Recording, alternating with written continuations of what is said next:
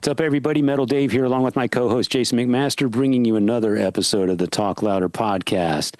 Today is a bittersweet episode as we pay tribute to and celebrate the late, great Ozzy Osbourne. Ozzy, of course, came to all of us as the frontman for Black Sabbath, was immediately near and dear to our hearts as the singer for Black Sabbath, and then went on to a wildly successful solo career, beginning with the Blizzard of Oz band. And you guys know all the history. He needs no introduction. We are fortunate enough to be joined today by Harald Oimoen, who is a friend of ours. He's been on the podcast before. He is a photographer out of the Bay Area. He came up with Exodus and Metallica and Testament and Possessed, and his photos can be seen on the back of Slayer albums, Metallica albums, Exodus albums, Possessed records. He knows all these guys. He's got a long history with them. He put out a book called Murder in the Front Row that documents that scene, the Bay Area thrash metal scene. And Harald was lucky enough to be at the Back to the Beginning concert, Ozzy's final show with Black Sabbath, and his final appearance, period, as it turned out. So it's a bittersweet episode today. You know, Ozzy's near and dear to all of our hearts, and you know, we say this a lot on the podcast where we're lucky enough to have a guest, and we say things like, we owe half of our record collection to this guy's influence, or we owe a third of our record collection to so-and-so, our guest today.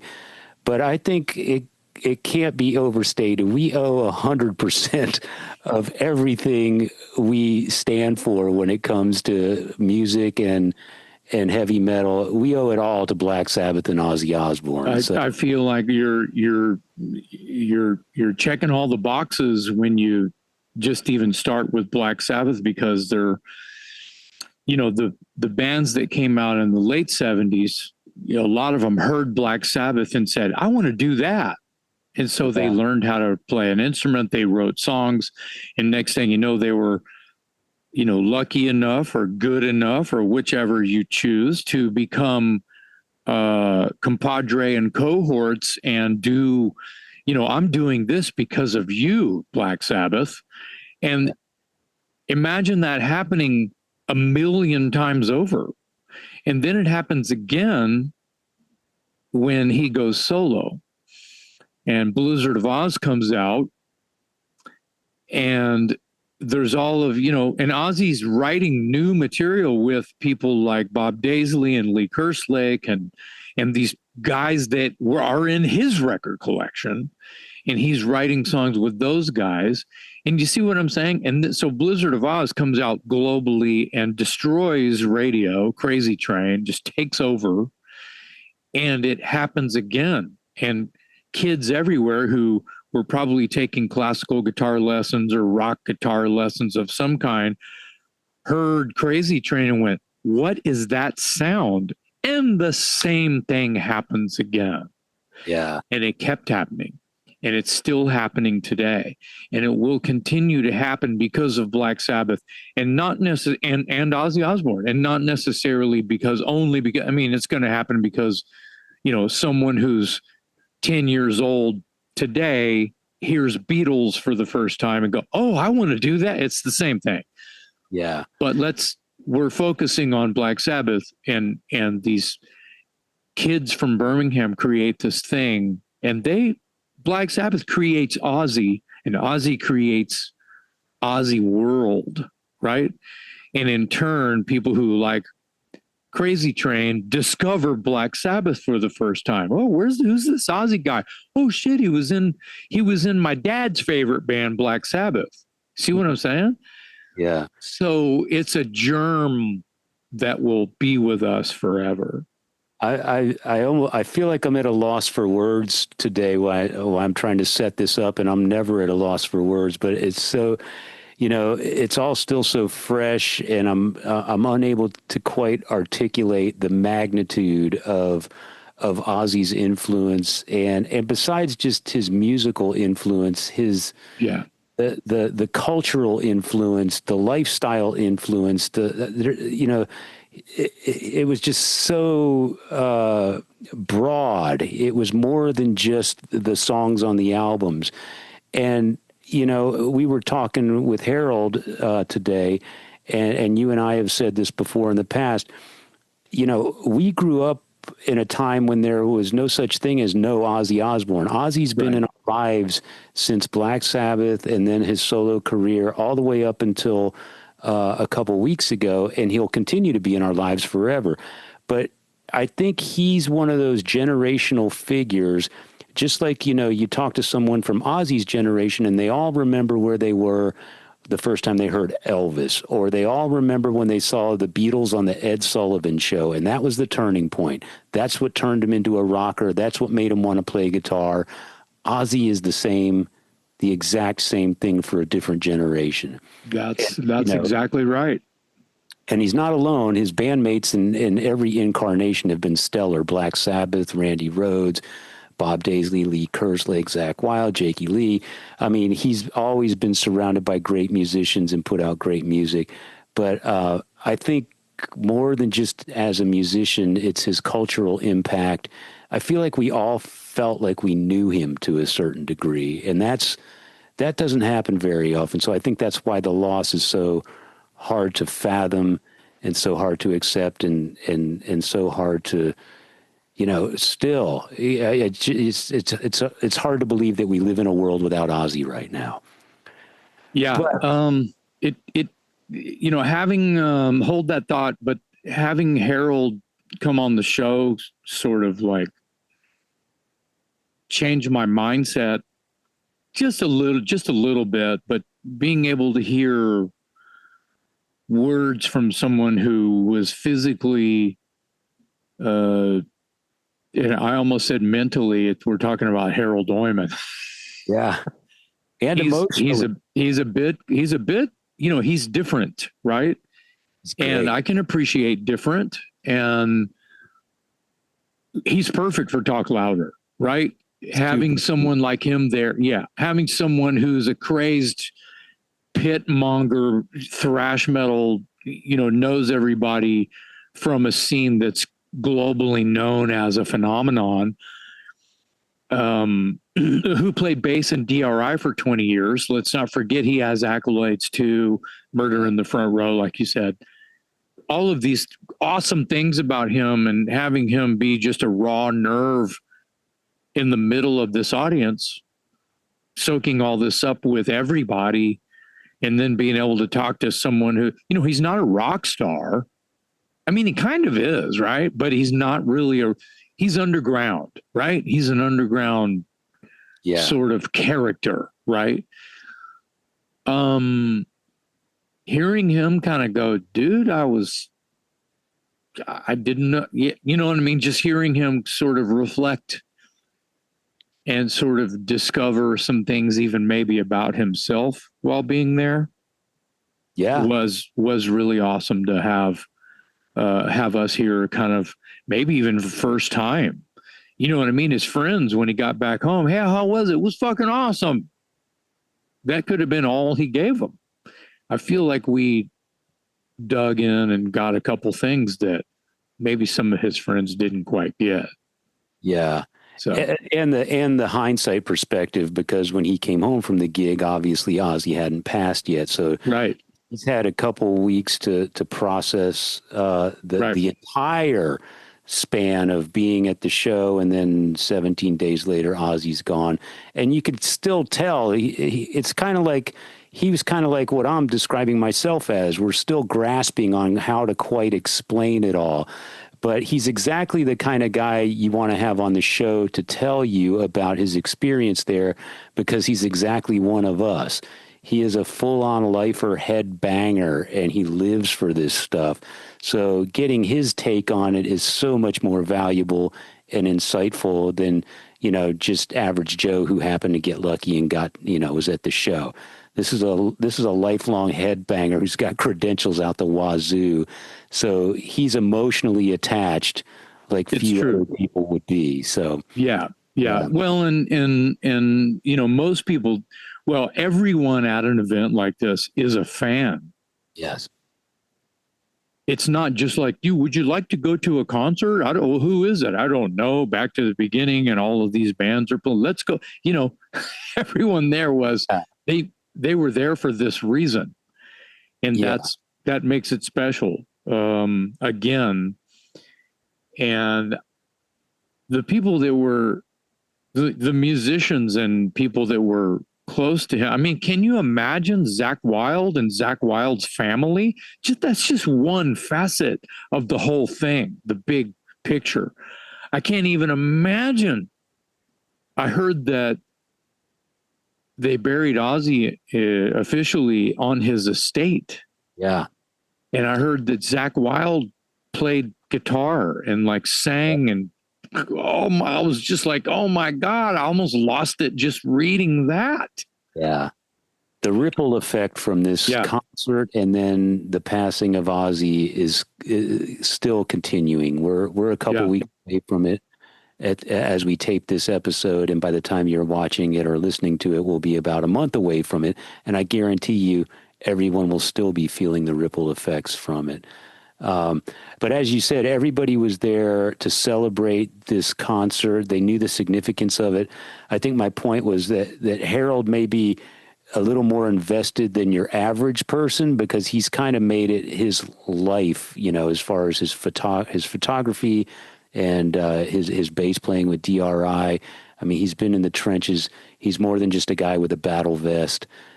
He's really put in the time and effort to pursue metal as much as anybody that makes records and goes on tour and stuff.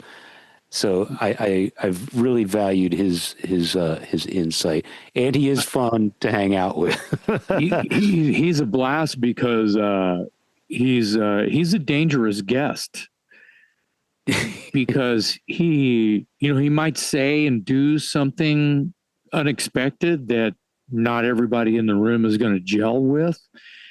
And I don't know Harry like other people might know Harry that see him coming and go, oh shit. Like he told a good story about when he was working security at the old Warfield, right? Yeah. And we'll let him tell the story, and what this person said out loud will tell you a lot. It confirms what I'm leading to here. I feel like it was a great episode. There's some funny things about this whole thing, and those things to me are. I saw Craig Gass, who's a stand-up comedian. He's got a podcast with Chris Kale, who I think is in plays bass for Five Finger Death Punch. And I think their show is called Beardo and the Weirdo or something like that. And they had Rudy Sarzo on, and they were doing their version of what we just did with Harry O.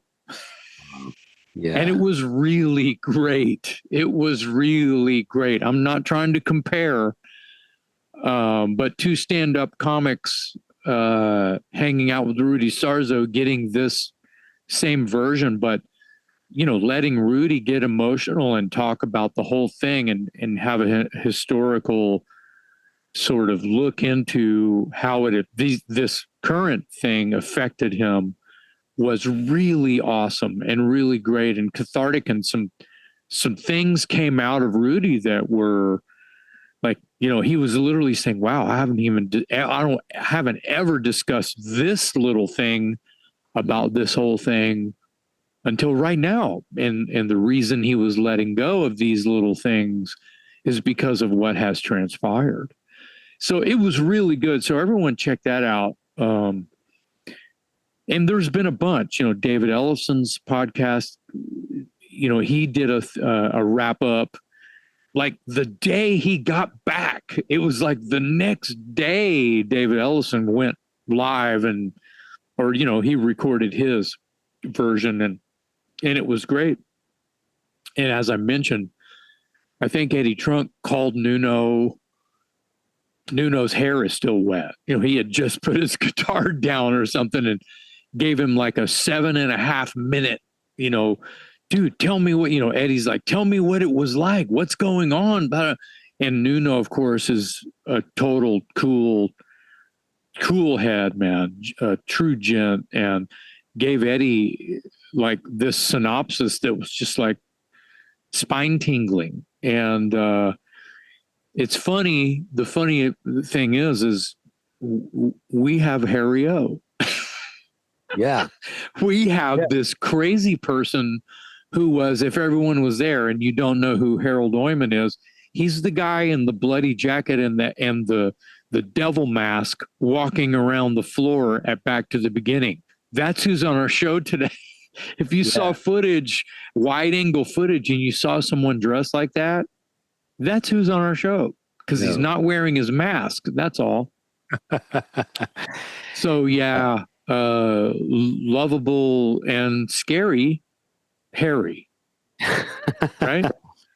No, and this was pre-planned. This was like, who can we get who was at the gig? This was like, I heard he was going to be there, and I reached out immediate. So yeah, the whole thing took an unexpected twist. Jason had planned to get Harry on the show just to sort of be the boots on the ground, man on the street, kind of report back and tell us what that gig was like. And then, of course, Ozzy passed, and that really put a whole new twist on it. So we were able to sort of focus on both sides of the story. As I said, when we opened this segment, it's a celebration and a tribute to the late, great Ozzy Osbourne. We all owe him so much. And we couldn't be happier to have Harald Oimoen on the show to recap his time and his experience there. What an emotional gig.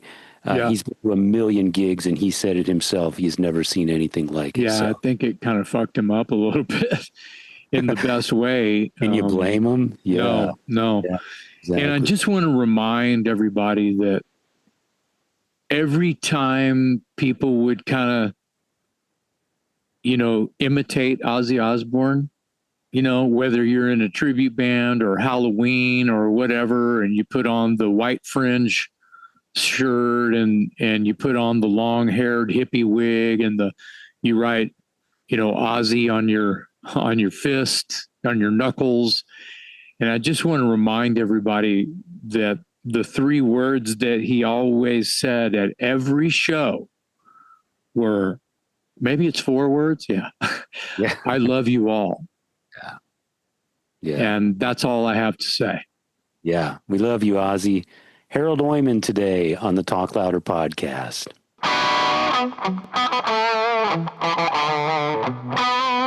How did it feel to be at this show? I mean, not everybody was lucky enough to be there. And what was the whole vibe like when you're there standing in the middle of that?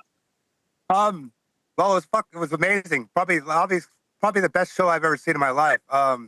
Wow. Just to be there, it's like I couldn't even believe I was there.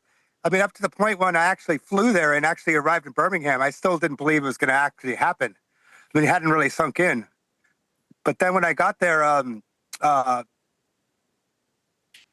automatically the people were just so nice there and everything too. I mean, I went around with my stupid devil mask on, and I had the white blood splattered suit on.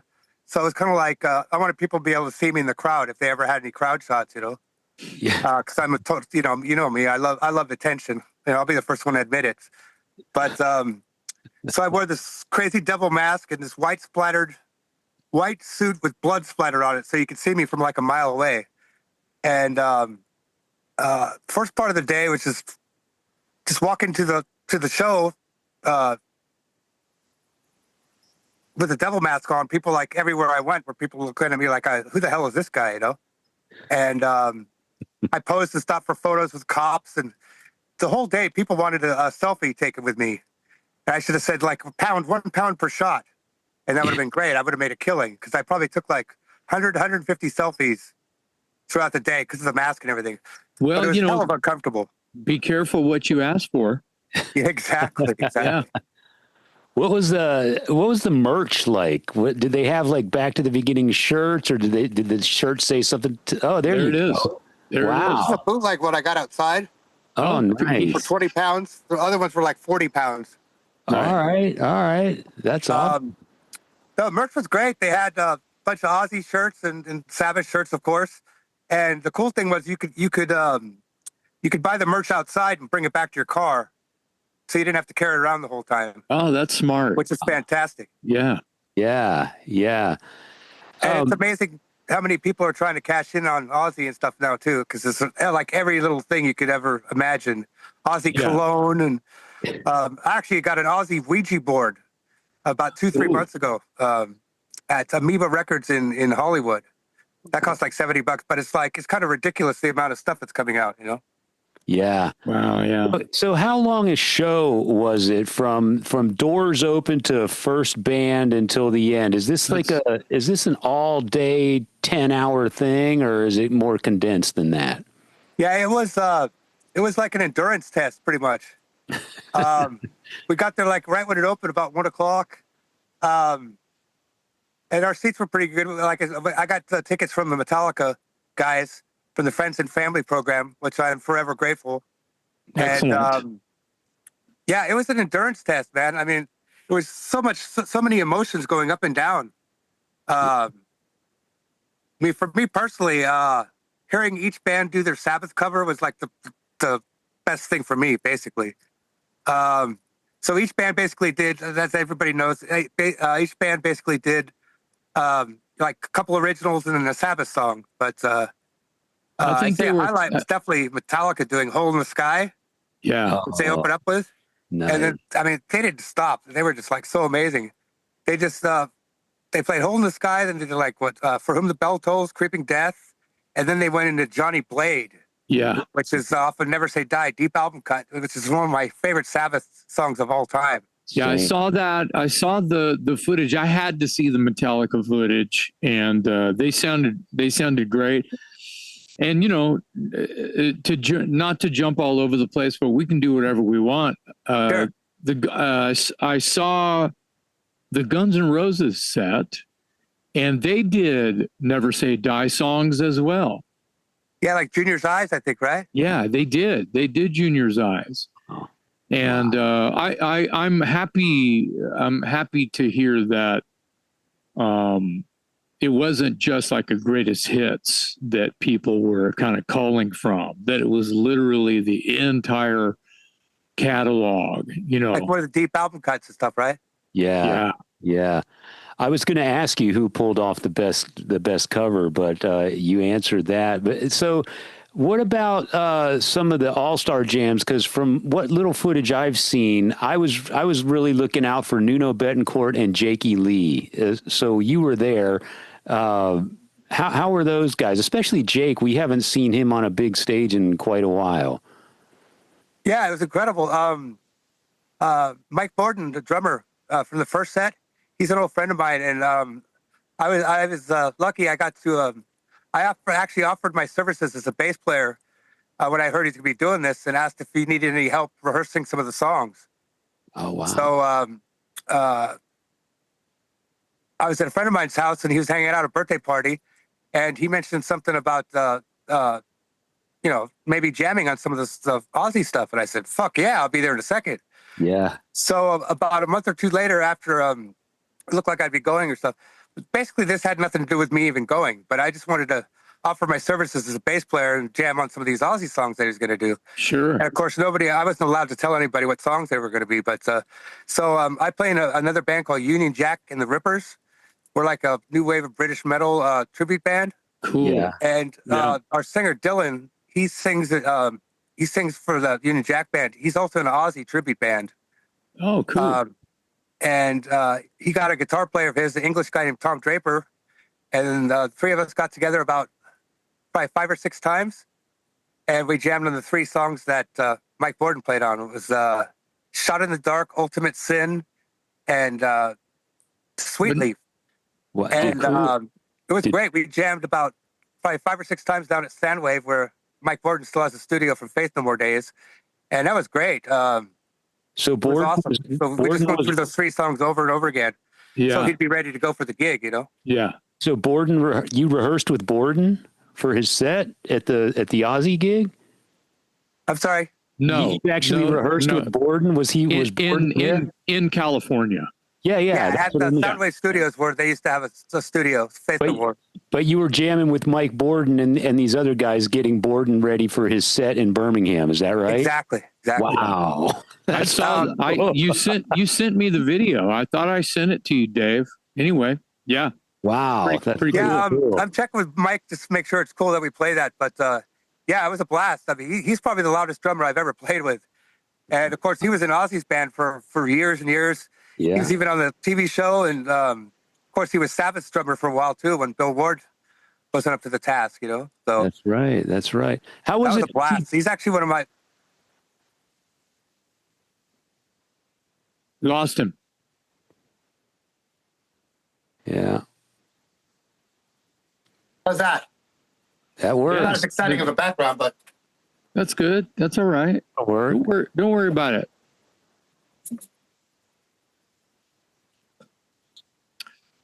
So, how was to jump right back in?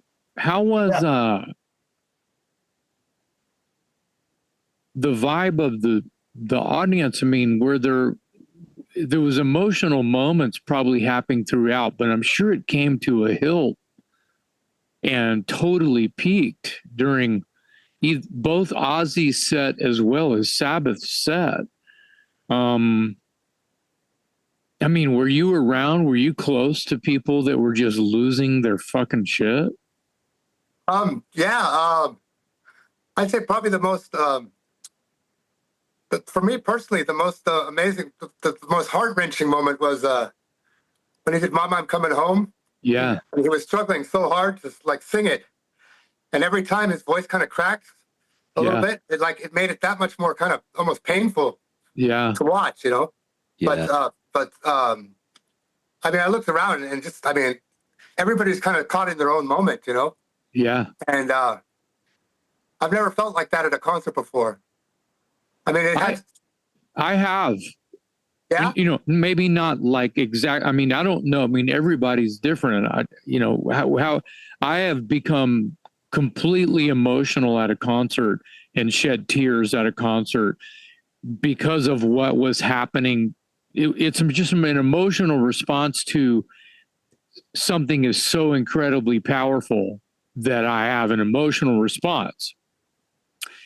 And there's nothing different than shedding tears during a moment such as this than like you have to jump out of your seat and do a stage dive, or you have to jump out of your seat and go into the pit because you can't control yourself. To me, that's the same part of your brain and your mind and everything. And I, back to what I was talking about, I'm sure there was a moment, it's the old chestnut, there's not a dry eye in the house, I'm Oh yeah, sure, for sure. Yeah. Like ridiculous. Yeah, like I mean, I'm in my older age here. I've gotten a lot more like I don't want to say sensitive, but I seem to cry at stuff a lot more than I ever used to. Dude, like sad movies and stuff, you know. Yeah, same. And it's I went and had my, not to turn it into an old man joke, but I had my T levels tested just to see if I was turning into a big wuss or not. My T levels are right there where they need to be, and I'm still like freaking out emotionally at fucking anything that means something to me, Yeah, for sure. Yeah. It's weird when you get older. It's like I never used to be like that either, you know. Yeah, Well, I mean that's kind of the whole. That's kind of what I was getting at in the beginning of the conversation. Yeah. All of us, especially you, Harold, you've been to a zillion concerts. I'm sure there was moments at this one that were on an emotional level unlike anything you've experienced before, and I think that's kind of what you were alluding to earlier. I mean, just knowing the magnitude of the event. Yeah, I mean, you're seeing the original Sabbath right there. That's great. Bill Ward on stage. That's amazing. Yeah, playing without a shirt too. Not giving a shit, but that was awesome. Yeah, I know. I was just happy that they invited him to be part of that because that was crucial. It had to be. I mean, if it wasn't him, if they had what's his name playing again, the Tommy Cleftos guy or whatever, or anybody for that matter, it wouldn't have been the same, you know. Right. And there Bill was just when he took it. I guess he had his shirt on for the first song, and then he took it off during the second song. And one thing I remember that's really sticks out in my mind is the first time they showed him on the screen, on the video screen, the crowd, you could hear this rise from the crowd. It's just like, wow, it's like, I mean, everybody could see him, but when they saw him on the screen, that was kind of like highlighted it and stuff, Yeah, everybody wanted him there because, like you said, it just wouldn't have been the same without him. And for me personally, one of the most heavy-duty moments for me, the whole show was when Metallica played Master of Puppets. There's that middle part for the melodic, really slow part in the middle there. Yeah. And when they started playing that, I just totally lost it. I just totally thought a cliff and everything, and it sounded so great. I mean, it sounded kind of iffy throughout the day. It was kind of going in and out. I mean, it's hard to do. I'm sure it's really hard to do sound at a big stadium like that, but sound was kind of iffy. But Metallica, or maybe Tool, I'd say, was the first band that really sounded really good, and when they started getting the mix better. But Casey Ramirez she's the one that's in charge of Cliff Burton's legacy. She's the daughter-in-law of Ray Burton, and she ended up sitting right next to me. So luckily, I had somebody right next to me to give a big hug to and stuff. Yeah. Just by random, she got her tickets through Metallica stuff too. Wow. But no, it was so heavy.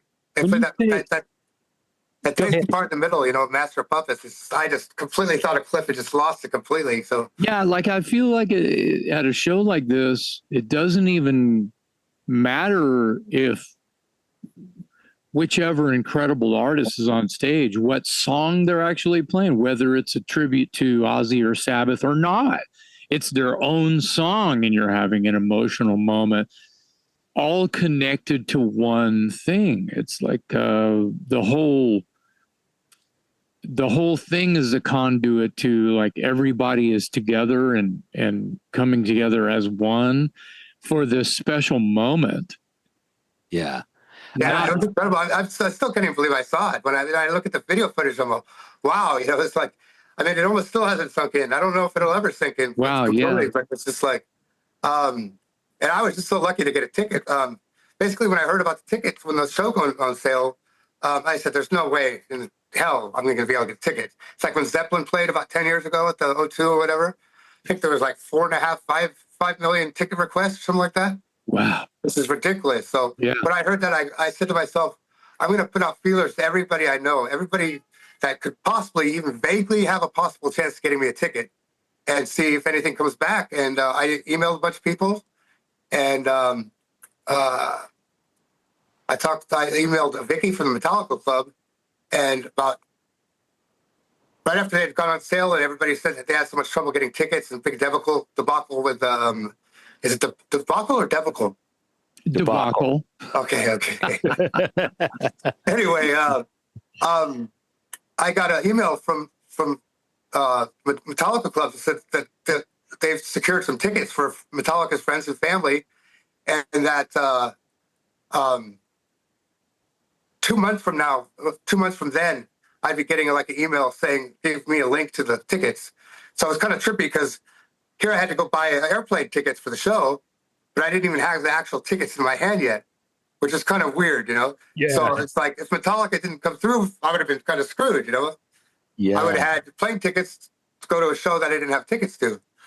But sure enough, they came through. It was all good. So there's a link through like some Ticketmaster thing. And it's like, then I had to decide who I was going to bring, which was tough, Yeah. Who am I going to ask out of all my friends? Someone's going to snub or... You bought 2 tickets, 2 full day passes? I got 2 tickets. Okay. Brian Liu got some offered to him, and Ray Honor, photographer guy from around here, he got some. So, it was great. But tickets were £275, which is about, I think, $425, something like that. Okay. Yeah. And money wasn't no object at all. I mean, I still couldn't believe that there was a chance I was going to go, Right. How much was your round trip travel cost? I think it was like $1,800. You know what? That's just not that terrible. I don't think so. It's not terrible. Yeah. So who did you take? We got the tickets early enough in advance that it was somewhat cheap. But we saw how much it was going to be if we waited. So that was, like I said, that was the weird thing. I kind of had to trust Metallica.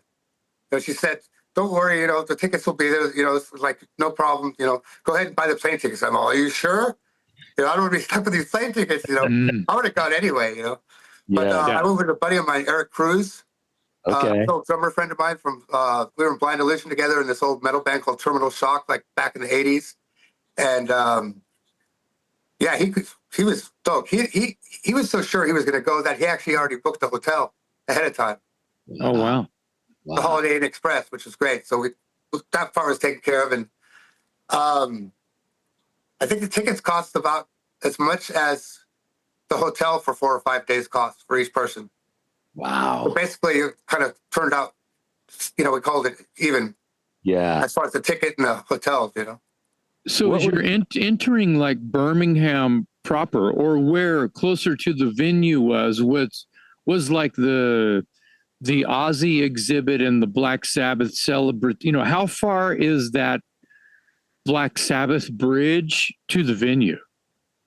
Give us a layout of the land and what the walk time was. We had to take like a cab, maybe 10 minutes from our hotel, Holiday Inn Express, Birmingham. To the venue? Oh, Oldsbury. That's the one we stayed at, Oldsbury.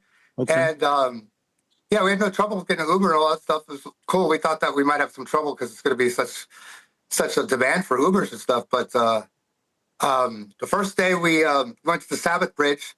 I got together with a buddy of mine, Jeremy Wagner. You familiar with him? I don't know. Sounds familiar. Yeah, he's a big rock and roll collector. Buddy of mine. He lives in Chicago, and he's got like a rock and roll museum of his own. He's really into Jaws and the Thing movies. Oh, cool. I like him already. Yes, exactly. I like him already. Yeah. Yeah, but we kind of became buddies in our shared hatred for Ross Halfin, but we won't get into that right now. But No. yeah. Anyway, it was probably about 10 minutes from our hotel, and then once we got there, of course, there's a huge line at the bridge for people to have their photos taken in front there. I bet it was a special time. Yeah. Oh yeah, it was great. I mean, beautiful day too. The weather was great. This is the day before, and I'm surprised it didn't rain either. That could have really put a damper on things. Yeah. But I got together with my buddy Jeremy Wagner and his wife, and see Joey Vera from Armor Saint was there with his wife Tracy, and a bunch of his friends. That we met them there, and then we went and had lunch.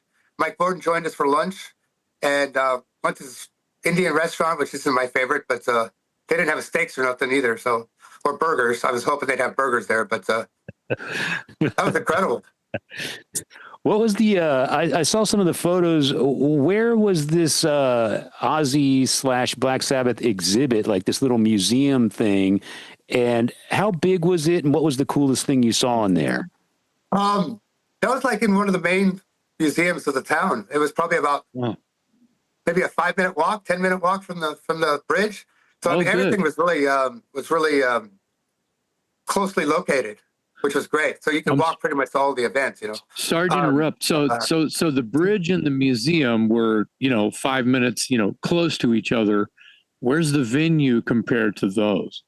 That's a good question. I couldn't even tell you. How far away? I mean. Oh, I think probably 15 minutes at the most. Oh, that's not terrible. Yeah, no, everything was pretty close and located, but and was great. Is the bridge and that museum and the venue, is it, because I've heard conflicting stories. Is it Birmingham proper? Is it like, Birmingham, basically, yeah. It is Birmingham. Okay, all right. Yeah, and everywhere you went, you see the Sabbath album covers and stuff. It was great. It was great seeing the way the town just embraced the Sabbath thing. I mean, to the full. Yeah. And the exhibit was great. They had all of his gold records, pretty much all of his awards that he's ever gotten his whole career. Yeah, you shared a bunch of those with us, and we appreciate that. We're going to use as many as we can in probably our intro for this episode. Awesome. And I know that you also sent some video of you like talking to people at the airport and just people that were kind of randos, just people you were bumping into who are fans. That kind of helped at least me. I think Dave watched a couple of them too, but it helped me understand the whole vibe of the, what it was like there when you were there. you know? Yeah, everybody's so friendly. I mean, when we went to we landed in Switzerland, Zurich first. We met some people there, and that's where a couple of clips are from. There's like this couple from Turlock, California, and these couple guys from Phoenix or Texas, something like that. We met, and it was just like we instantly like bonded. And one of the coolest things too was on the plane. Not to get ahead of myself here, but the plane back, Jakey Lee was on the plane that I was on, and he was the coolest guy ever, dude. Awesome. My buddy Eric had seen him in the gate ahead of time. I go, dude, you're tripping. It's just some guy that looks like him or something. So I didn't really believe him. And then we were on the plane, and once we got on the plane, I saw it was him. It's like, oh my God. And it was hilarious because I looked around the plane. There must have been at least 20, 25 people that had Sabbath shirts on that had been to the show. And here's Jake, he's sitting out there in first class. I'm going, he's going to get bombarded by people, you know? Yeah. And so I talked to him for like maybe 5 minutes. This is actually in the gate before we left. Okay. And some kids like watching the whole thing going down. He's got the Sabbath shirt on. He's all, is that who I think it is? I go, oh yeah, it's just some guy. You know, I said, kind of like I just said that and walked past him. So I didn't want him to get mobbed, which looked like it was going to happen anyway, you know. But I looked around the plane and I saw so many people wearing Sabbath shirts that were flying to Frankfurt from at the end of the thing. And what are the odds that Jakey Lee was on the plane? You know, the same plane. So yeah. And I've met a bunch of people like, you know, through the years. I didn't want to be that guy that's, you know, like, you know how it is. It's like you see somebody in a restaurant. Hey, he's over here, guys. He's over here. Exactly. He doesn't want to be that guy. Right. That's exactly it. So like I said, this kid asked me, is that who I think it is? I want to say, well, who do you think it is? But I just said, oh, it's just some guy I was talking to, you know. Because then, cool. Sure enough, after when the plane landed, Jakey looked like there must have been 15, 20 people, the same guys that all had the Sabbath shirt. They were all gathered there in the gate that we got off on. And it looked like he was hanging out, taking pictures, signing autographs, posing for everything. He could have been cooler, man. That's beautiful, man. And this greatest guy ever, man. That probably would have been in Frankfurt then. In Frankfurt, exactly. Yeah, that's a big hub airport there. I guess so. Yeah. And the funny thing is, my buddy Eric that I went with, he thought we were going to France because on the ticket it said FRA. He thought that was abbreviation for France. No, it's Frankfurt. Yeah. Yeah, exactly. Yeah. France. Yeah, they have an airport named FRA for all of France. Yeah. And of course, I didn't even think twice about it. So yeah, we're going to France. Until we landed in Frankfurt, I thought we were going to France the whole time. So typical weird Harold. You know, what can I say? Well, that's okay. Yeah. France is probably, you know how they abbreviate the airport tags. You know what I mean? France is probably FCE or something. Yeah. FRC. More obvious than others. FRC. Side note, Jakey Lee is the first big rock star I ever interviewed in my whole career of. Nice. Oh, yeah. Yeah, he's always had wasn't he coolest ever? Yeah, and he was in Badlands at this point, but he actually, we sat in my car and he did the interview and I recorded it on a boombox. That's how professional I was at that time. What year was that? Like after Bark of the Moon tour? Or? Oh, yeah, he was in Badlands, so it's like... Oh, okay. That's like 89, 90, 90s, yeah. I have a Jakey Lee story. Dangerous Toys, we opened for Badlands. This would have been in 89 at the Vic Theater in Chicago. It was a one-off. We were sort of in between runs, right? And I'm in the dressing room and I got my back to the wall, and the wall adjacent is the back wall of the stage. So there's probably a walkway, and then there's the drum riser, and then, you know, so I can hear everything that's going on. You know, I can hear the guitars, and it's loud, but I can still have a conversation in the dressing room. And Ray, the singer, is announcing the band. And on bass, Greg, and da-da-da-da. And on guitar, Mr. Jakey Lee. And Jakey Lee plays the riff to a Dangerous Toys song, Teasin' Pleasin'. Yeah. Shit you not. Plays the riff to Teasin' Pleasin'. And I'm like, wait, what? That's incredible, man. That's awesome. Well, it's just kind of like he was paying attention and he knew who was on the bill, even though we didn't even get to meet him or talk to him. I was happy to see him show up and play, because he's kind of been quiet, and then he got even quieter after that shooting incident. And of course, you can't. Yeah, that's crazy, right? Yeah. So it was great to see him not only remembered and recognized and invited to be there, but showing up and, from what I could tell, playing well. And then I've heard a couple interviews, and then for you to say that he's mingling with the fans, it's great to know that he's kind of back to his old self. Yeah, it's great. I guess the reason he didn't play Bark at the Moon is because he's got some arthritis, kind of carpal tunnel type thing going on or something like that. What I heard, yeah. Everybody thought for sure he was going to play that, you know. I heard that it's related to the accident, the shooting. Maybe not. I don't know. It might be a combo of both. I heard that there was some health reason why he didn't play Bark at the Moon. I think Nuno played Bark at the Moon, didn't he? Yeah. Oh, speaking of Nuno, I can't stress enough. He was definitely the MVP of the whole show, I think. So I don't know who it was, but a couple people canceled, and he had to learn a few songs at the end after the set was already chosen and everything like that. And yeah, he was the MVP of the show. He was just ripping, I thought. Wow. He was just incredible. And he seems like such a great guy, too. I mean, a cool person. But, yeah, he was definitely the MVP because he had to learn a bunch of songs the last second. Yeah. And I think a lot of people think, oh, this is the guy from Extreme, you know. They think Extreme, so they automatically think, more than words and all this stuff like that. So yeah, right.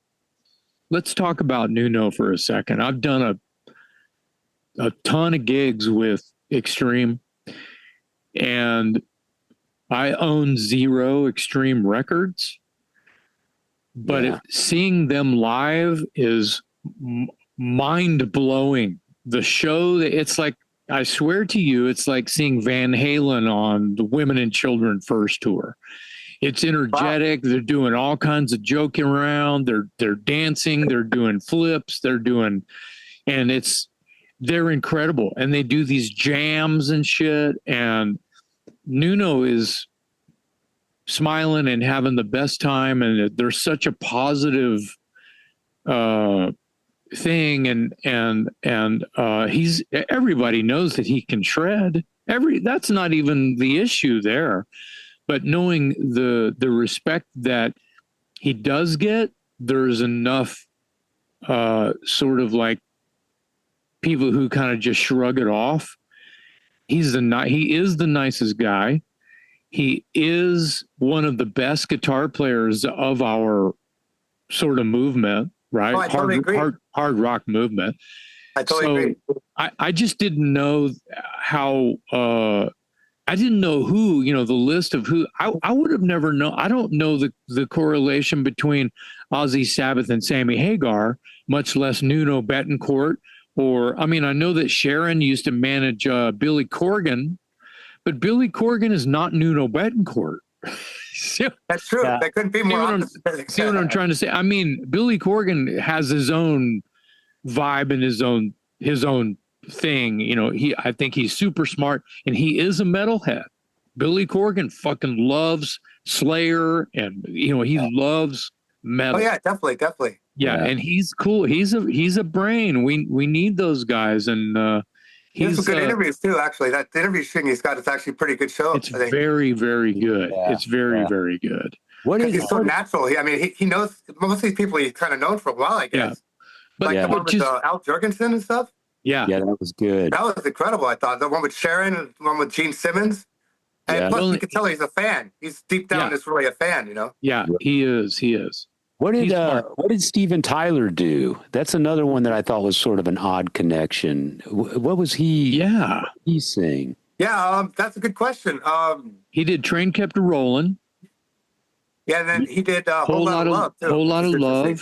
He didn't do any Sabbath. Ron Wood came out and did "Train Kept a Rollin'," of course, which was kind of interesting. Yeah, that was a wild card one that wasn't on the bill, I guess, he wasn't advertised. So I was kind of surprised. I thought Brian May was going to come out and do something, even though he wasn't on the bill. Yeah, so Tyler didn't do any Sabbath. No, I guess not. Well, No, you're right. You're right. I don't know. I'm asking. No, you're right. He didn't do any Sabbath, but Okay. as far as his vocals, he was spot on. That's And he's amazing. always been one of my favorite singers anyway of all time. You know. Oh yeah. Same here. He's And he came out the there guy. and just like he just owned the stage the second he got out there, man. He's the guy Always showing does. he's the guy showing everybody else how to do it. Pretty much, exactly. So there And was some. another thing is, why did they choose "Whole Lot of Love" to play? I think that I've been sort of doing a little bit, not terrible, but it's a little. I consider it a little bit of a deep dive, and I'm just reading and soaking up as much information about this as I can just over the weeks past here. And I heard, and don't quote me on this, but I heard that they were doing Train Kept a Rolling, and at the break, instead of the big break at the end of Train Kept a Rolling where it turns into another song kind of a vibe, Right. they went into, like in rehearsal or something, they went into a Whole Lot of Love and they kept it in there. Like they were rehearsing. Spontaneous then. They were rehearsing. Well, in a rehearsal. Yeah. In a rehearsal, it turned into a jam at rehearsal, and they go, "We're doing this at the gig tomorrow."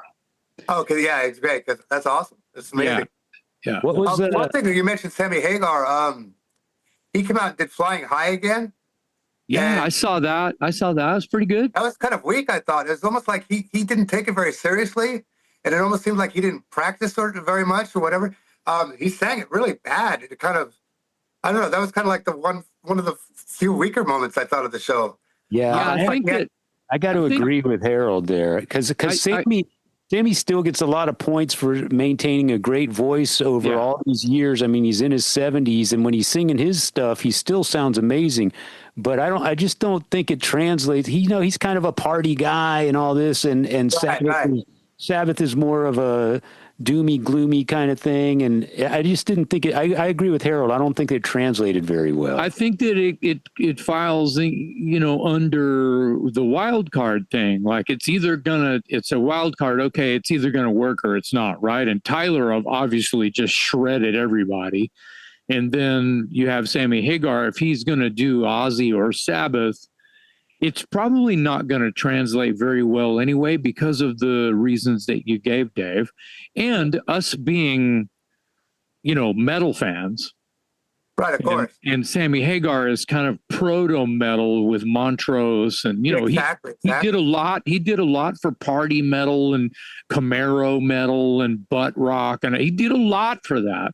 And Montrose has this kind of proto metal. Those riffs that Ronnie was writing, and his voice on there, he was like an evil fucking Robert Plant or something. I back totally then. agree.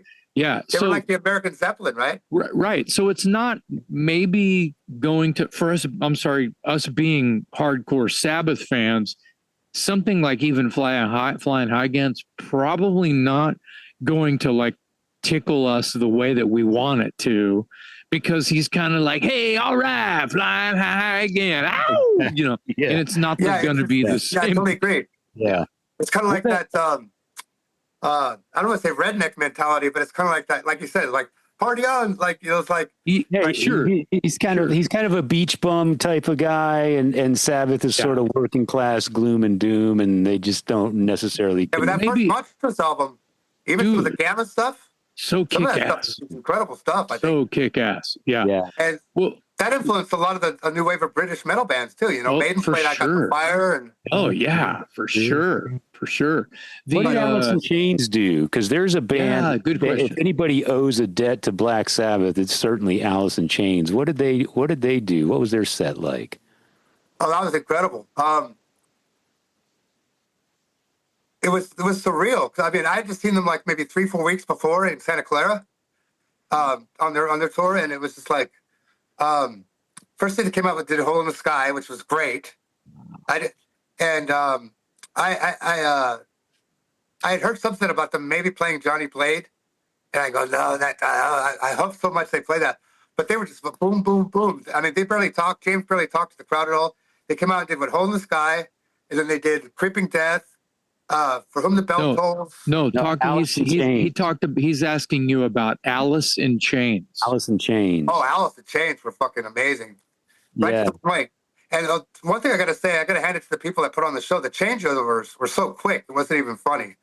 I mean, it was incredible. They had one. I guess they had one of those rotating stage kind of deals. Yeah.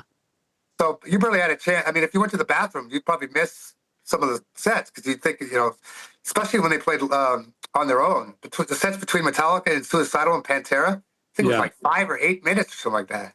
Yeah, wow. I heard that it was ahead of schedule. Yeah, I heard it was 30 minutes ahead of schedule. Yeah. They finished a half an hour early. That's unheard of. That never happen, right? That doesn't happen. Exactly. It doesn't fucking happen. So what Sabbath did Alice in Chains play? Do you recall? They played. Let me look at my thing here. They played. God,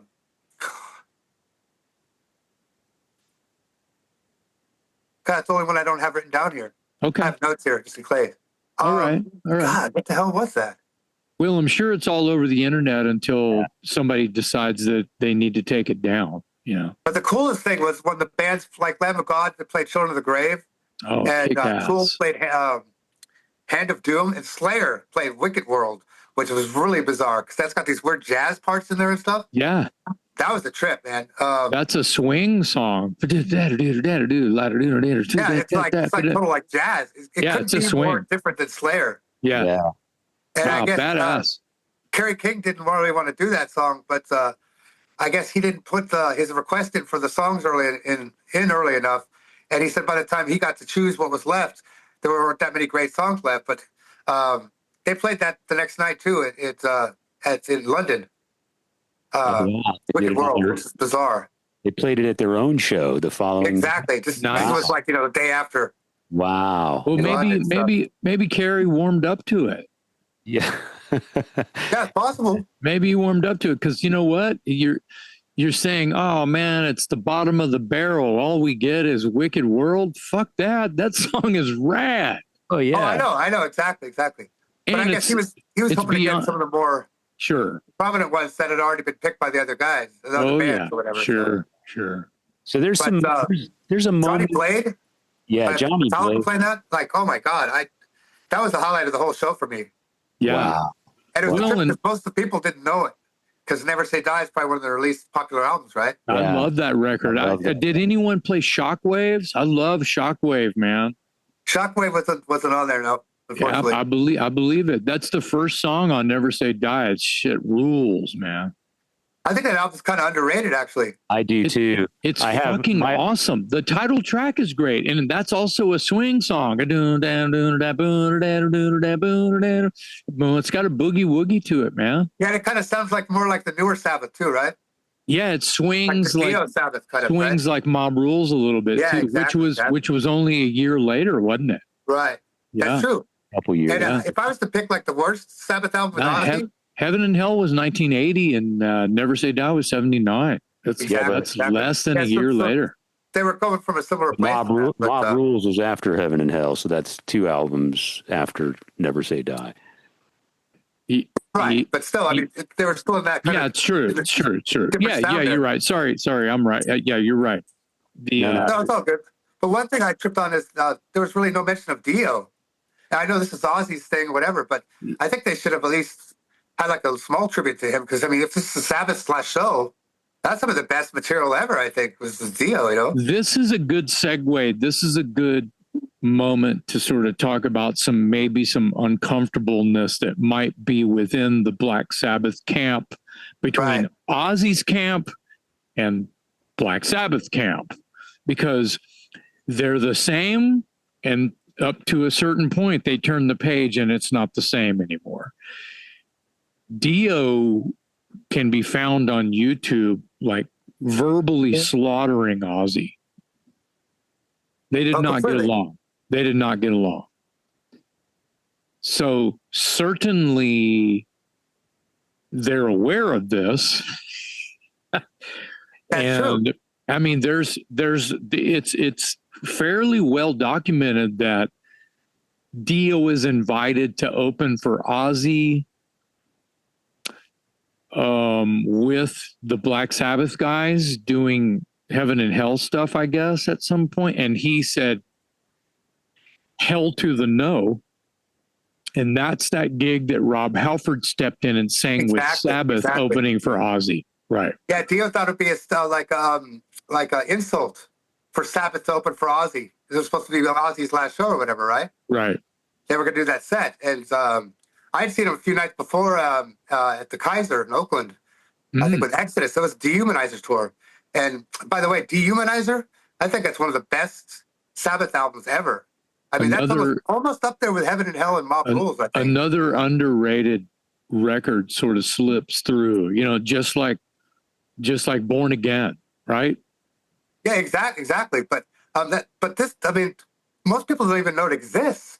I play it for people and they're all, what's this? What's this? You know, and it's got some of their heaviest material. They were actually going out of their way to try to be as heavy as possible. Yeah. And I know Geezer was way into like Machine Head and stuff. Yeah. You guys heard the Geezer album, the Plastic Planet album? Yeah. Oh my God. Yeah. Yeah. Have you heard that record?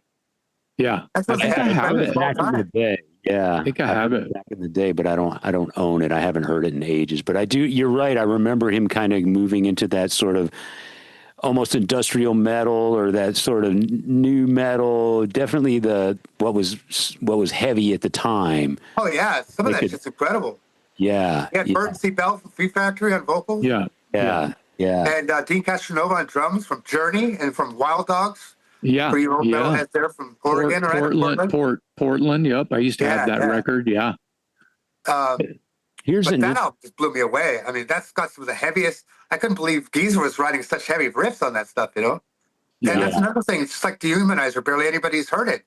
But their first album, Plastic Planet, it's just one of the most, I couldn't believe that it was Geezer playing this stuff. It's just so fucking heavy. Yeah. It's just, you know? I met Geezer on that tour. He played at the Back Room. And in fact, when we were talking about Never Say Die, my Never Say Die album is autographed by Geezer hanging up here on the wall. Nice. On that. Nice. But yeah, here's since we're talking about the disparate camps and some of the, people that might have been appropriate to invite or not invite or whatever. I just wanted to get off track. Yeah, and we'll go right back to the show, but I just thought it's kind of important. Everybody knows that Bob Daisley has kind of been squeezed out of the situation with Ozzy and whatnot. But we've had Bob on this podcast, so I've got his email address, and he and I exchange emails once in a while, talking about his book or whatever. And the day that Ozzy died, I sent him an email and I said, I'm just thinking of you today because I know even after all the bullshit you've went through, you guys created a legacy together. You were brothers. You created great music together, and I know you had a lot of great times together. And Bob responded, and he said, you're exactly right. I couldn't have said it better. After all the bullshit, all the lawsuits, whatever, at the end of the day, we were brothers. We made great music together. I love him. I miss him. It's a sad day. And you could tell he was genuinely hurting. And I thought that was really classy of him. And I wanted to share that with our audience because I know a lot of people might think, well, why wasn't Bob Daisley invited? And we all know why. But I wanted people to know that in Bob's heart, even though things ended up the way they did, when he looks back on his time with Ozzy, first and foremost, he's going to remember it fondly. All the other stuff is just bullshit. Totally. Those first two Ozzy albums he wrote, I mean, his bass lines are so prominent on those records too and stuff. Yeah, I saw an interview with him too, and he says that he was a little bit hurt that he wasn't asked, but then he knows why. The baloney between them with the lawsuit and all that. But he said that if they would have asked him, he probably would have turned it down. He said, "Yeah, that was kind of interesting." But in his heart, he will always hold those years in that music. Oh, yeah.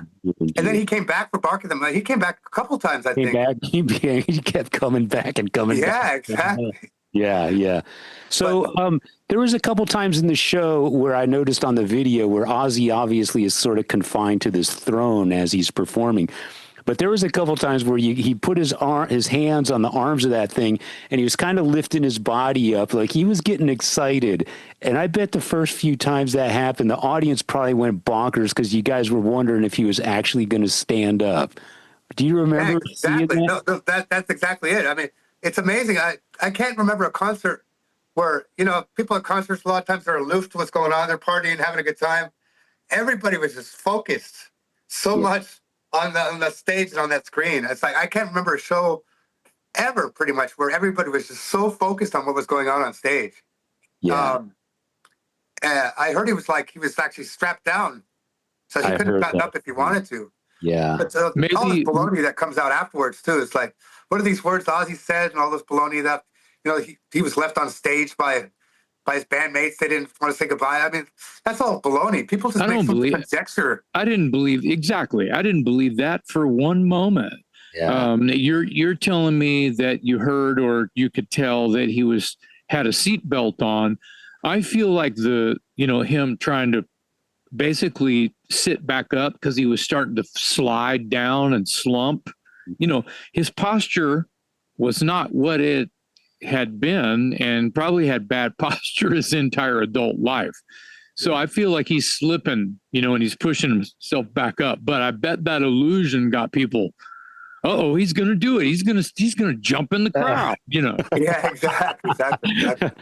So what was it like, after when that last note rang out? Because then it's so final. Then you're in the audience. You just saw Ozzy sing his last word. You've seen Black Sabbath play their last note. It had to be like, I would have just been stunned, because on the one hand you're excited that you're there. But now it's like the exclamation point. That you just witnessed the end. Was there like this wave of emotion over the crowd? Could you tell? Completely. And when it was actually over, the fireworks and all this stuff, started shooting up. Barely anybody left to begin with. Like you said, everybody's just like stunned, and that's kind of when it sank in that this is the last time they're going to jam together. And what we're seeing is historic. Nobody left right away. You know what I'm saying? Yeah. I mean, everybody just kind of sat there, and you could tell everybody was taking it in. But God, must have been 4 or 5 times. I was like crying like a baby, and they show people in the crowd with tears going in their eyes. It's like, it was just like they were just such a big part of everybody's life. Ozzy and Sabbath. Yeah. And, everyone on socials was kind of alluding to a lot of that too. And I mean, I'm 60 years old. The first Sabbath came out in 70, right? Yeah. So, I'm in like first grade or kindergarten or some shit when that came out. So there's never not been a Black Sabbath, right? That's in true. my life. There's never not been a Black Sabbath. Same here. Or a Beatles, or they're in there with the Beatles to me. They're in there with the Beatles and the Stones, and it's one of these rock and roll institutions. So soundtrack to our lives, man. Yeah. So when you realize that this has come to a place where you have to come to grips, like, even if I was had seen them 1,000 times and I was on their friends and family list or guest list, perpetual guest list, because Ozzy's my uncle or whatever, it's over. And you were there to see that final show. I saw something in press the day after that show, it could have been a couple of days, that said something like Ozzy commented in an interview that was either done that day or whatever, maybe it was a recent interview. It was like, yeah, just because I've got this final gig, I'm totally open to singing with Sabbath on a new Sabbath record. Like the ideas were all, in pencil probably, but we're probably still set. Hey, Ozzy's going to retire. That's great. Bullshit. I would be open to making a record with these guys again. It's just he's in no shape to go on the road. He's in bad shape. I feel like seeing the final concert says a lot, and I'll just go ahead and say it. Little did we know it was literally 17 days before he would be gone. Yeah, exactly. Yeah. So that news, obviously, it broke the heart of the entire world. But as someone who was actually there just 2 weeks before, it had to hit you even much differently. I mean, hearing that he died and you're like, what? You still haven't even processed the gig yet. Right. That's true. That's true. And now you're That's being the thing. told. That's just like, don't ever miss on a chance of seeing some bands, whatever, especially these people when they get older. Because I mean, it could be their last show. Jeff Beck, I saw him like, a month and a half before he died. Same thing. It's just like, and it made it kind of that much more special. Oh yeah. The fact that it was just that one-off too, but just like, I just consider myself so lucky to have actually witnessed it in person. And I've never ever gone even close to that far to see one show. Not even close, but I couldn't have been happier that I was able to see that. And like I said, the people in Birmingham were all so nice. They were all like proud of Ozzy too, I mean, I talked to some people on the street, I just came up to them all. So, this is the home of heavy metal. I said, oh yeah, they were all proud. And everybody knew who the hell he was, of course, Ozzy and Sabbath and stuff. And, Judas Priest Judas Priest is from there too, and Led Zeppelin. Led Zeppelin is from Birmingham. Yes, Judas Priest is too. Shit, Yeah. No, can you hear me? Okay, because I said. My ears are a little bit clogged, I guess. Yeah. So I mean, I feel like that trifecta alone, we can just stop and say definitely the home of heavy metal. Hands down. What I think is interesting, and going back to what Jason said, all three of us are about the same age. So we've had Ozzy in our lives since as long as we can remember, whether it was Sabbath or extended into his solo career. There's always been an Ozzy. And it was really heartwarming to see the outpouring of love for him on social media and in the news and everything when he passed away. And I find it so interesting because when I was like 15 or 16, just like you guys, I mean, he was basically the Antichrist at one time, every mother's nightmare, and somewhere along the line, he turned into like this lovable uncle. And now he's, adored by, the likes of Elton John and Paul McCartney, and the Buckingham Palace changing of the guard is playing, Iron Man or Crazy Train or whatever they played the other day at the changing of the guard. It's just incredible how he went from, and then before that, I mean, one of the things I really appreciate about Ozzy and a lot of people that come from England in particular, if you read his book, I Am Ozzy, he grew up in a town that was literally bombed to living hell during World War II. Yeah. He had no shoes and he's playing in rubble. That was his life. And then he became this legend. And I just thought the progression from absolute poverty to then making a name for himself, but making a name for himself almost in a notorious kind of way. And then turning into like this lovable guy that the whole world adores, I just thought it was an interesting trajectory, his whole life. And I think, I'm glad that he went out the way he did. He went out doing what he wants to do. He went out with the world loving him. And I think he earned every bit of it. We're here in Texas, and even the Alamo put out a statement. The Alamo put out a statement saying, we had a mixed history together, but he always, in the end, he made it right. We love him. We adore him. We appreciate what he did for this city and for music and everything. I mean, when the Alamo extends Texas has a lot of pride. And for an English heavy metal singer, the singer for Sabbath, Ozzy Osbourne, goes out wasted out of his mind, not knowing what the hell he's doing, and is caught by the cops pissing on the wall of the Alamo, which is an institution. Right, of course. And he gets banned from San Antonio. 10 years. And for Another them, interesting side note: when he was welcomed back, his first show back in San Antonio after the 10-year ban, I was working security at that gig, and the lineup was Blind Melon, Alice in Chains, and Ozzy. And it was Ozzy's first big, his first show back. San Antonio's been missing him for 10 years. San Antonio's loved him forever. And I remember working security at that show. And Lane Staley played in a wheelchair because he had his leg in a cast because he had a broken leg. And the story I always tell is when I got there to work, my assignment was to guard the ramp, the backstage ramp leading up to the stage. So I'm sitting there, I'm like 20 years old at the time, and I'm thinking, okay, at some point tonight, Ozzy's going to brush right past me on his way to the stage. And just knowing that made me giddy inside, right?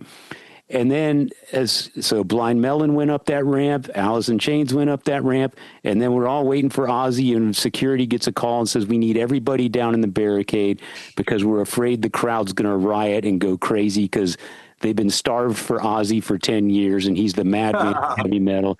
So I had to leave my post at the stage. Oh, no. Right at the ramp. And so I ended up in the barricade and had, and the crowd was fine.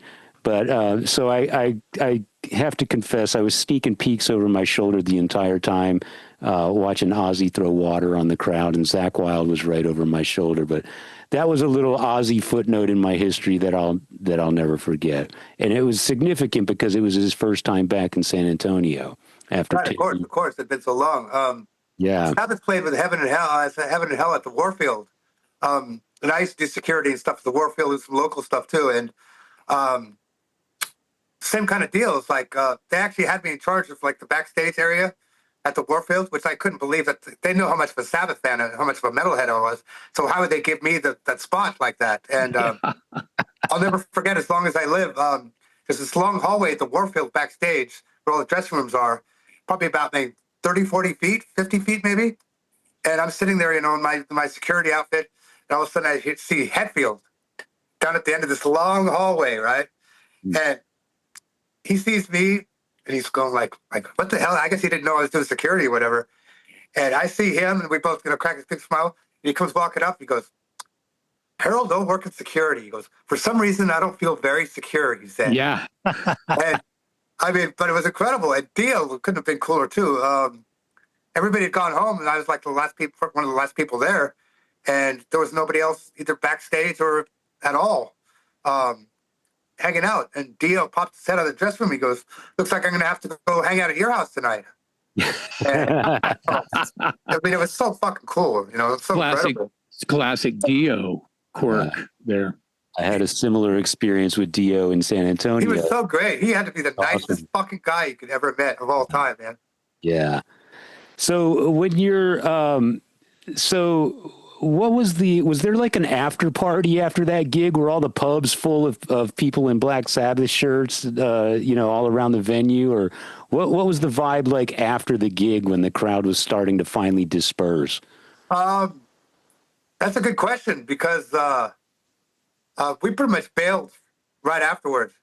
And for some reason I mixed up I saw Slayer the next night in London. And going home from that show, I kind of mixed up going home from the Sabbath show. But I mean, the show was 10 hours, I think. It was from 9 hours, whatever. It's one of the longest shows I'd ever been to. I was just so emotionally drained and exhausted from being there that we just basically went back to the hotel. I believe it. And yeah. Kind of, we just sat there, me and my buddy, and we just sat there kind of like, oh my God, did that really just happen? I mean, it's like so much to take in, Yeah. And I started getting all emotional again. It's like I thought about it. I'm like, wow. It's like, this probably is going to be their last show, Everybody says that, and they end up playing more like, But then, of course, when he passed, 17 days later, it's like, wow. It's just like, and I trip on how many of my friends or how many people on Facebook, too, they seem to have taken it so personal. Somebody that most of them never met, Yeah. And but Ozzy was just like, he's the man for the people. Yes. I met him a couple of times, like the Foundations Forum, and he never had like a rock star attitude ever. Yeah. I mean, and he's probably the biggest rock star of all time, just about, Right. Right. So he was so down to earth that he cared about people so much, He really cared about people, It wasn't just a bullshit thing, Yeah. So, I but think. yeah, no after party except for the next day, Slayer at Finsbury Park, which could That's be a not whole other bad, episode. I'll tell you about that next time. Well, I think it's incredible that you got to be there because, I mean, what a historical event, and unfortunately made even more historical by Ozzy's ultimate passing. I mean, So it's pretty wild that and I'm sorry you were making an emotional sentiment there, and I didn't mean to hijack it, but I wanted to point out something that can seem to be a little bit creepy or some kind of weird hippie shit maybe or whatever, but the fact that he died 17 days later after his last show, exactly like Lemmy. Mm. And that's weird. Don't you think that's a little odd? Yeah. Oh yeah, definitely. Yeah. Definitely. And then the fact that they were friends and they did a shit ton of touring together in the early years of Ozzy, of Blizzard of Oz, right? Yeah, and, Motorhead and up for that whole tour, right? The first tour. Yeah. And then to boot, everyone loves Mama, I'm Coming Home. And Lemmy wrote the words for that. Right. He wrote Road to Nowhere as well. So those songs were both songs in the set. Road to Nowhere. Did anybody play Road to Nowhere? I don't think he did Road to Nowhere, but they did Mama, I'm Coming Home, of course. Of course. Well, that was one of the shining moments throughout the entire day and the Ozzy set. But the point that I'm trying to make is that it was just really weird that they were friends and had done collaborations together, and that 17 days after there's got to be some kind of weird, what is it? The 27 Club, all these rock stars died at 27, what is it? Jimi Hendrix, Janis Joplin, and whatever it is. I hear there's something called the 27 Club or the 33 Club or whatever it is. Yeah. This could be, some kind of weird, 17 days after your last gig, you could pass away kind of thing. I heard a couple of things from certain people that like people are really into numerology. Yeah. Stuff like that.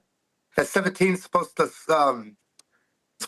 mean a certain, I can't remember what the deal was, but I read something about it, but it's symbolic for 17 days is, we'll have to look it up, but it's bizarre. Yeah. I mean, I think there's something to that. I'm not trying to be all hippie shit. I'm not trying to go so deep that this turns into... I'm trying to go that deep. I'd love to. Of course you are. But I'm not turning it into some kind of, welcome to the psychic hotline. This is the heavy metal psychic hotline. May I help you? Psychic, yeah, exactly. Yeah. So that is a trip though, man.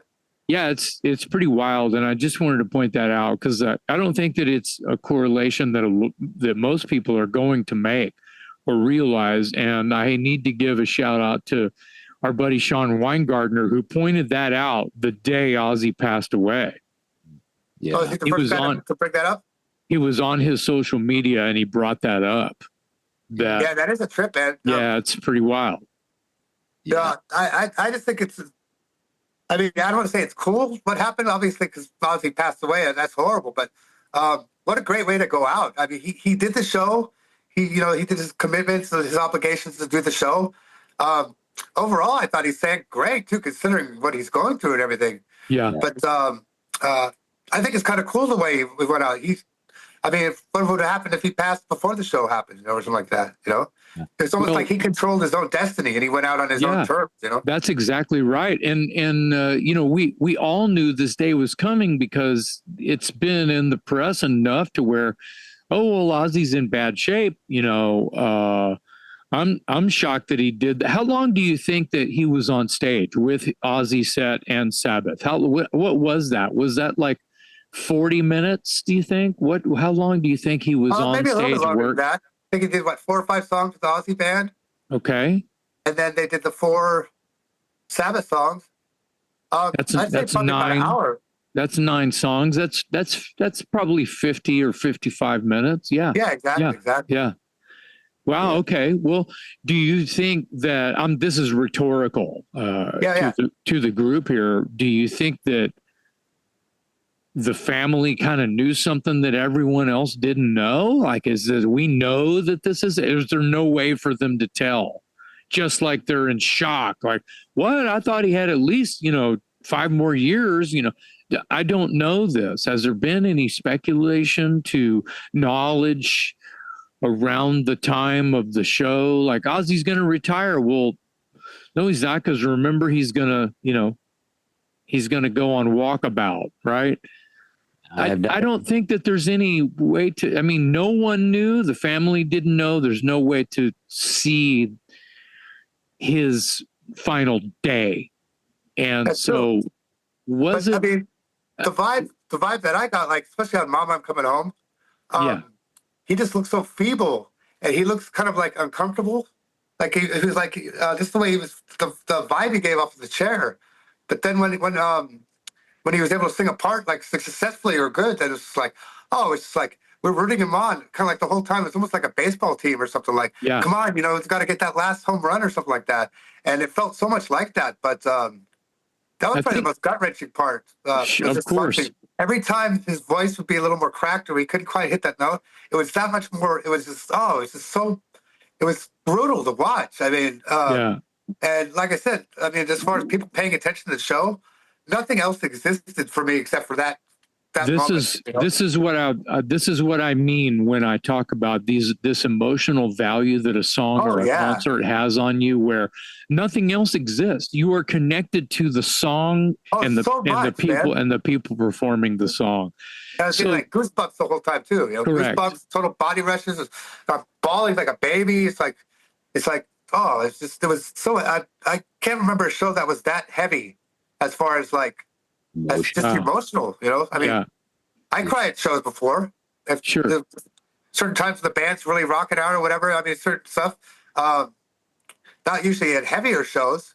Yeah. But there's been a couple times when, even Slayer, the last show they played, I saw in London. There was a few times when they just like held weights and stuff.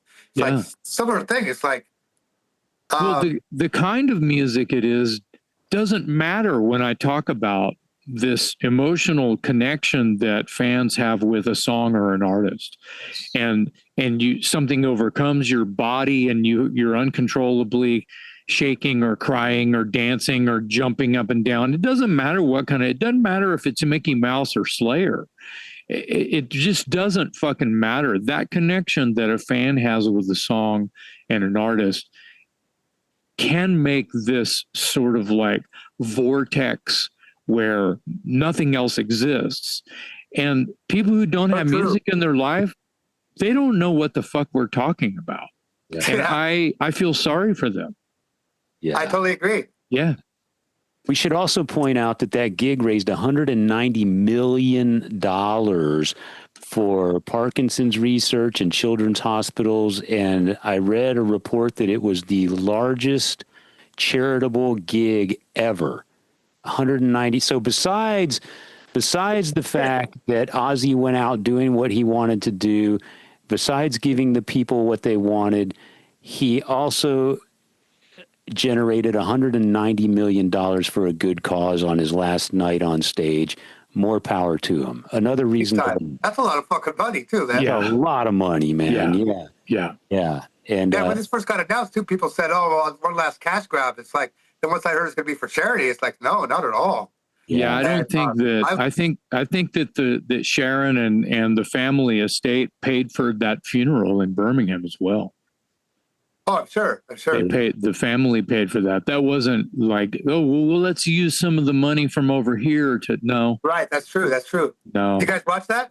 Yeah, I saw some of it. Yeah, I didn't watch it live. I just saw the after. So I was thinking about you when I was watching that, Harold, because I knew we were going to have you on the show. And again, I'm kind of, I've brought this up a couple times in the conversation. So as a guy who was on that Black Sabbath bridge 2 weeks ago, and then now you're sitting at home in California and you're seeing all those flowers. They're almost obscuring the bridge. You can't even see the bench anymore. See the bench, and there's people lined up down the street and the funeral procession. I mean, it had to just be surreal for someone like you who was actually on the ground right there in that spot just 2 weeks earlier to watch all this from home. Yeah, it was a total trip.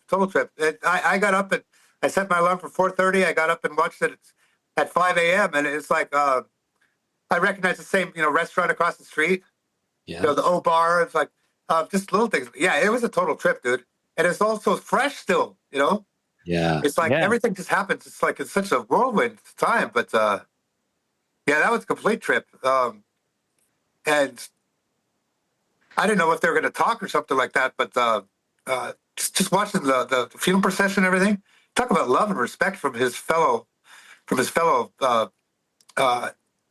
English Countrymen. and fans and stuff. Yeah, the countrymen. Dave said it. That's exactly right. It was everyone who could be there was there.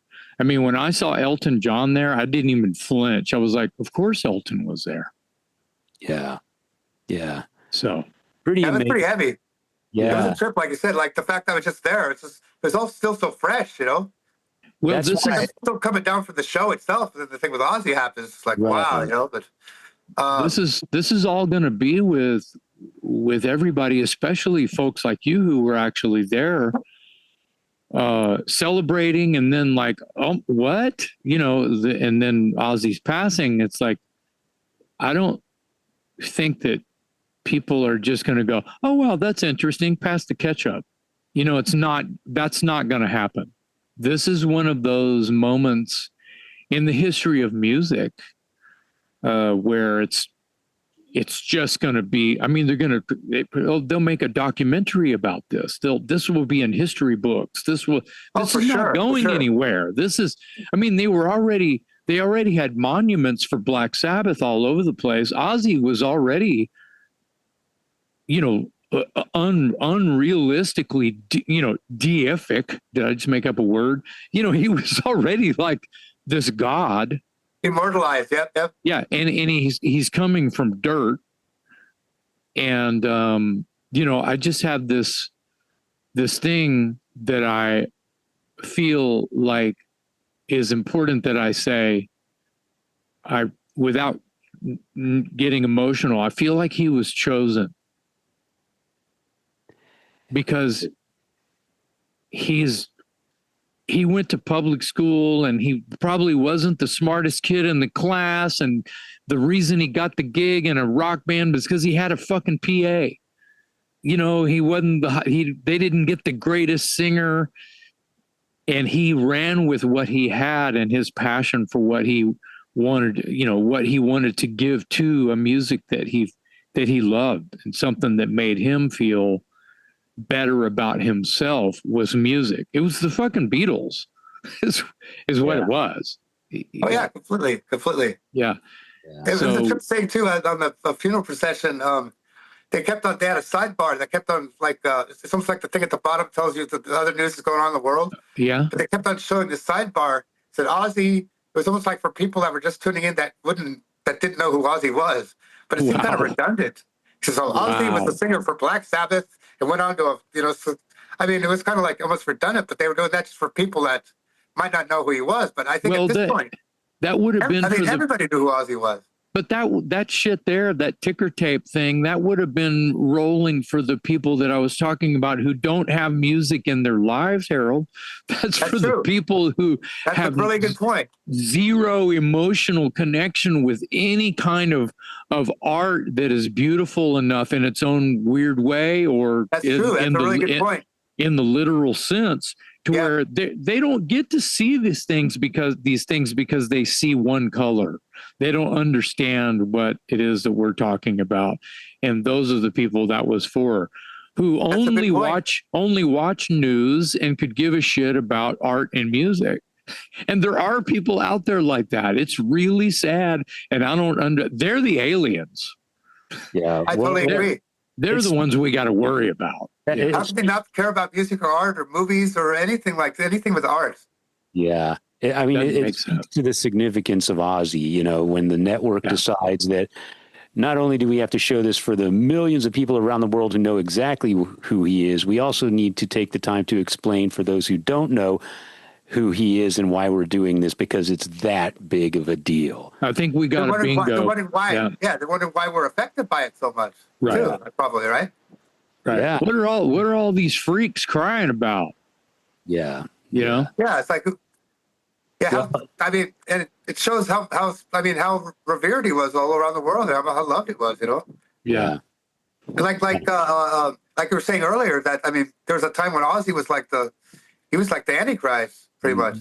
Yeah. Everything he did, biting the head off the bats, the dove, he bit the dove thing, you know, the pissing on the Alamo, and it's like, what's he going to do next, you know? Right. I feel like those were all accidents of some sort of, and you know, very well could have been high or drunk or whatever, and you know, he had to figure that part out, and a lot of us have to figure that part out. But you have to remember, the guy had a #1 song and was on tour when he was 20 years old. That's true. He was basically kind of like becoming a pop icon at age 20. And he came from shit. That's true. So all of these things add up to, you know, so much, and, you know, answer a lot of questions that people don't realize and may or may not see unless they're reminded somehow, or they're reading an article, or they're seeing a ticker tape under a funeral procession. They're not going to know or feel anything until that happens. So I think people won't ever do it either, you know? Right. I think what really is what's at play here is that, you know, you think of all the outrageous stunts and the reputation and the notoriety and all that, but if you look back on it, I don't think anyone can say any of that was done with malice, and that's the point. That's what I meant. It was buffoonery, if anything. Yeah, exactly. It was like, oh, what am I doing? You know, it wasn't. I don't think naivety, and I don't think he was doing it even as a publicity stunt. Any of that shit. He was going to pee on the Alamo for a publicity stunt? No, he's not. He didn't even know where he was. That's true. He didn't know where he was. I think he was wearing a dress. He was wearing. That's what I heard too. I think he had an orange one. Exactly. What the fuck? He needed to put something on. He couldn't find his clothes, and he got lost, and he peed on the Alamo. Clothes to keep him from going out, and so he just put on one of her dresses. But yeah, I mean, so and my point being, I think this is another reason why he's so loved and revered. Besides the music, besides the fact that I think we can all agree that at the end of the day, he was a good guy, a genuine soul, and all that stuff. But if you look at the most outrageous things he did and the craziest headlines he garnered, none of it was done from a shock value standpoint. None of it was done maliciously. It was buffoonery. It was childlike naivety. It was drugs. It was alcohol, whatever. But none of it was done with a bad intention or completely, or the idea of scaring, you know, everybody. It was just like, whoops. Well, I think what do you do now, right? Yeah, yeah. I mean, I remember this stuff happening, you know, like in real time, you know, what was happening. I'm like, oh God, it's like he already has this reputation, and now here he's doing these things that just end up like cementing the reputation. And the bad thing is like that's all people know him for, you know? Yeah. Well, I think that we should come to an end here with you, Harold, and thank you very much for being our man on the ground. I had some funny quips. You know, Eddie Trunk called Nuno Betancourt, like, soon as he got off stage, he wouldn't even dry. He had a towel on his head and he just put his guitar down, and Eddie Trunk had Nuno Betancourt. Everybody else had all these bad motherfuckers they talked to, you know, all of the top dog podcasters, if you will, radio personalities. They had all these bad motherfuckers who were still in England. Their shoes were still wet. And they called in and got on these, you know, top dog podcasts. And we chose you, Harold. We wanted a genuine article, man. We got pretty good company then, right? We got the legendary the legendary Stereo. Bay Area thrash metal photographer, had, so much to do with so much that was literally changing the world in the Bay Area thrash metal scene in the early 80s and beyond. One of the main components of Murder in the Front Row, we had Harold Oimoen on Talk Louder podcast to be our man on the ground at Back to the Beginning, and I didn't want to talk to anyone else. So there you go. I appreciate that, man. Yeah. And I went with that mindset too. That's like I'm representing. I'm thinking, what do you guys want to hear? What should I try to document? And of course, me being the idiot that I am, I ran out of batteries before the Sabbath show. I've been waiting the whole weekend to see. It's okay. You sent us enough stuff to tell a really good story and to make it fun and keep it real. And I'm just happy that you were cool with the idea before you even went to know that we were going to want to have you on so you could talk about it a little bit. Yeah. And I appreciate that, man. Of course. And no one knowing that it would be the last time anyone would ever see Ozzy, Yeah. Yeah, exactly.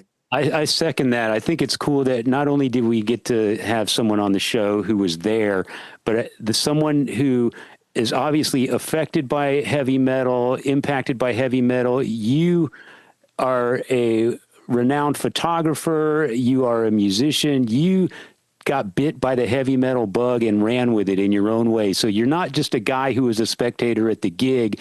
You're a guy that was bitten by the heavy metal bug, just like all of us. And you were at the last gig. So we're envious and jealous, but we're also very appreciative that it's coming from a perspective of a guy who gets it.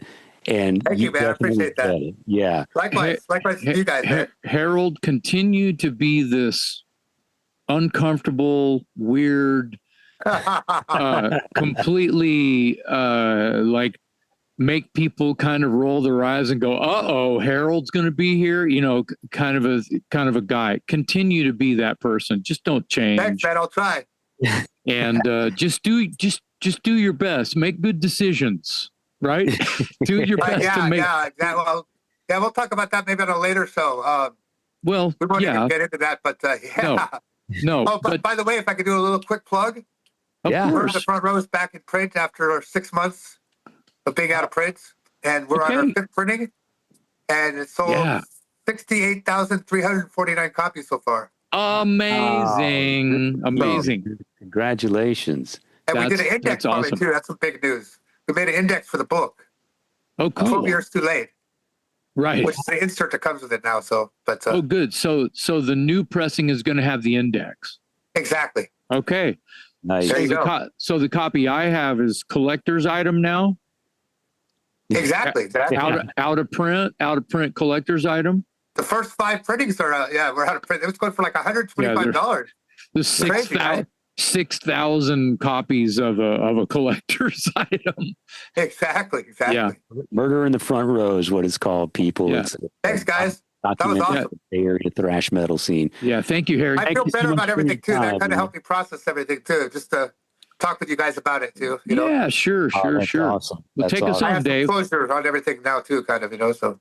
Cool, man. Thanks, man. Thanks for your time. On behalf of my co-host Jason McMaster, I'm Metal Dave, along with our special guest today, Harald Oimoen on the Talk Louder podcast. Awesome. Thanks, guys.